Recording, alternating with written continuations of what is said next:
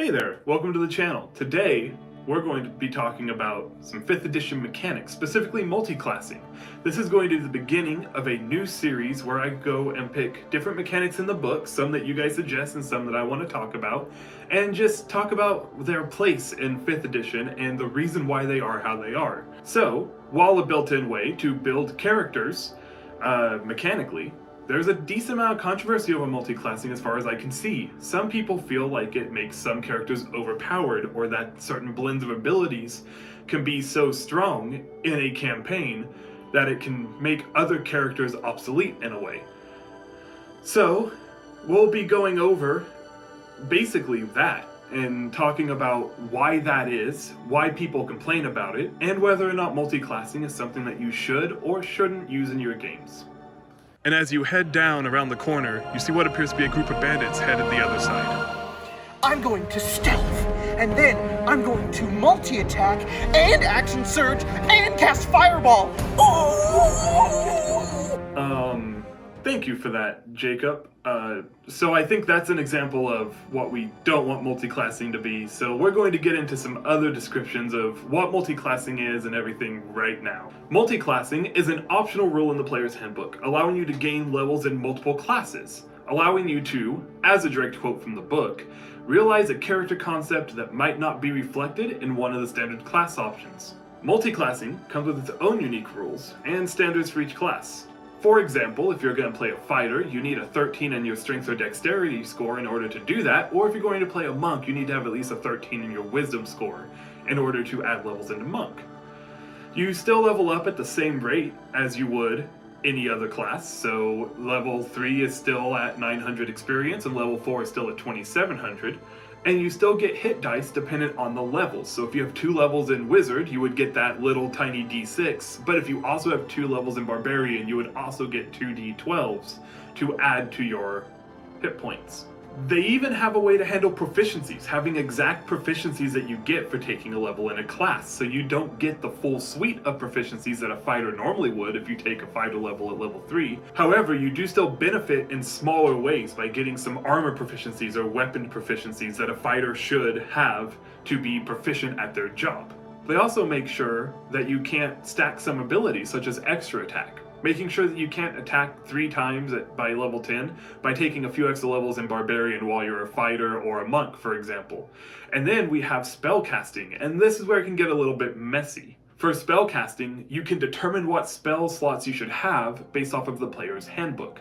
And those slots are determined by a calculation taken from your spellcasting levels and also half of the levels of your half spellcasters.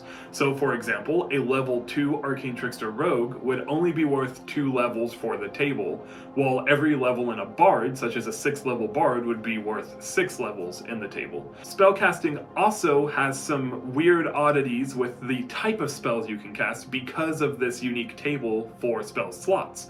For example, Ira, the Bard Rogue I was talking about just a moment ago, has 4th level spell slots, but doesn't know any 4th level spells. So he can still use the slots, he just doesn't have any 4th level spells to cast, leaving him to cast 3rd, 2nd, or 1st level spells at a higher level.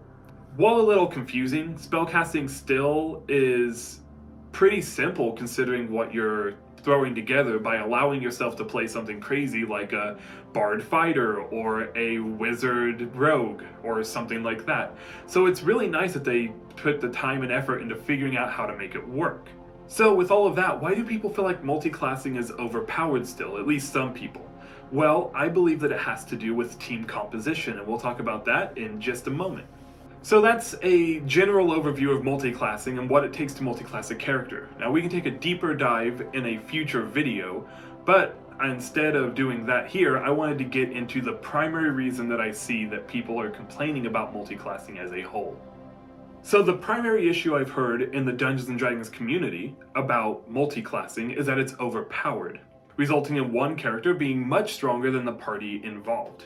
While this can be true in some instances, such as a Paladin Rogue, having Divine Smite, Sneak Attack, and basically doing 500 damage in a turn sometimes, it also does little to recognize what classes are not getting.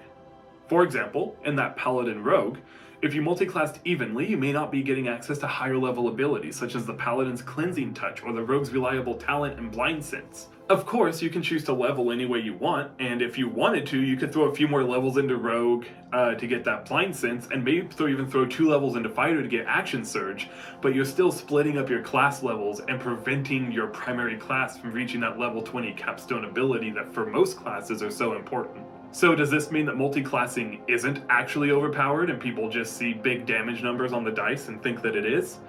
Well, not really. It kind of depends from table to table. You see, whether you feel it's overpowered or not, there's always going to be something in Dungeons & Dragons that feels stronger than something else.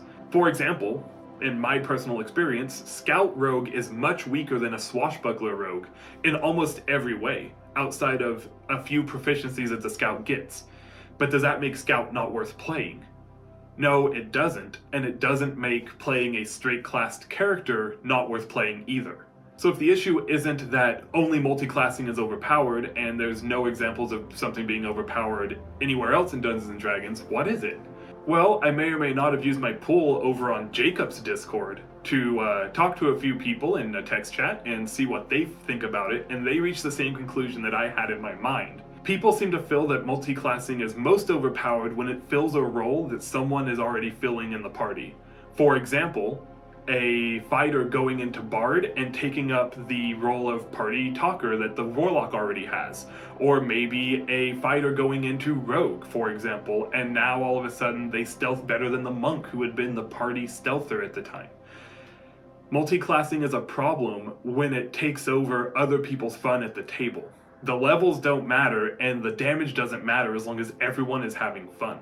As long as the DM and the players are having fun. That's what a tabletop RPG is all about anyways, right? Like, why would we be playing this game if we weren't having fun? So it stands to reason that multiclassing only feels bad when we're not having fun at the table. See, looking back at that guy from earlier, he was doing everything by himself. That's exactly what he was doing. He was fighting like a fighter, spellcasting like a wizard, charismatic like a bard, stealthing like a rogue. And that's the problem, is he was a one-man party. When a party should be your 4 to 6, 3, 10, whatever the number is, friends that you bring to the table. So when you're playing your game, do you need to include multiclassing? Of course not. If you guys have more fun playing straight classes, just 1 to 20 on one class, then do that. But if your DM is allowing multiclassing, just work with the other players at your table to make sure that you're not stepping on toes or taking the role that someone else wants to hold. Because if you're sitting there and you're taking someone else's role and removing their fun from the game, then that's kind of on you. And a discussion needs to happen to make sure that that doesn't happen at your table. And when you do decide to multiclass, make sure there's a good in-game reason for it if your table is that type of table. For example, maybe your party needed to sneak past some bandits with an NPC and you failed the stealth check because you're a fighter in heavy armor. And because of that, the NPC was captured and killed. Now your character has a reason to want to be better at sneaking, giving them a reason to gain a level in Rogue as a multiclass. Now, if your group is more about the numbers and less about the roleplay, then that's fine too, and you don't need a reason like that to go into another level. But make sure that if you're a party like that, that you're not taking the role of someone else. That's really the point of this video, guys, is to work with your party. If you're going to multiclass, make sure that you're sticking together with them, make sure that you're not becoming a one-man band, and have a reason for your multiclassing, because that just makes it all the more sweeter when you get to do it. And I think that wraps up the basics of multiclassing, what it is, and yeah, it might be overpowered, but who cares? That's the end of the video. Hey guys, Editing Colton here, and I just want to say a big thanks to Snaz Dragon for sponsoring this video. Snaz Dragon is a relatively new clothing brand based in the UK, but they ship to the US, Canada, and all around the world. And I got one of their shirts in actually a few days ago, and I've been wearing it and loving it. It's actually the one on the left side of the screen right there, the Cthulhu Sushi. So if you go to their site, you can follow the link down in the description, and use code FIREHAMMER to save 15% off your order, and support the channel just a bit. So big thanks to Snaz Dragon for sponsoring the video, and thanks for watching. See you next time.